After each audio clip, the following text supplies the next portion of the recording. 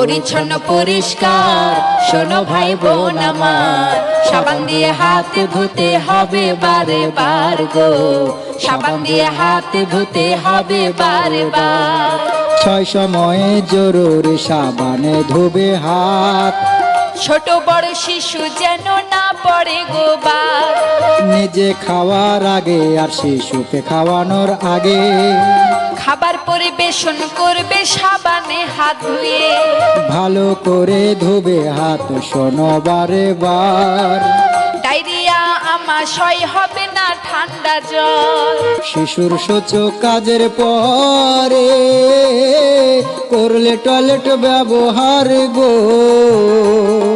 গৃহস্থালির আবর্জনা করলে পরিষ্কার গো, সাবান দিয়ে হাত ধুতে হবে বারে বার গো, সাবান দিয়ে হাত ধুতে হবে বারে বার।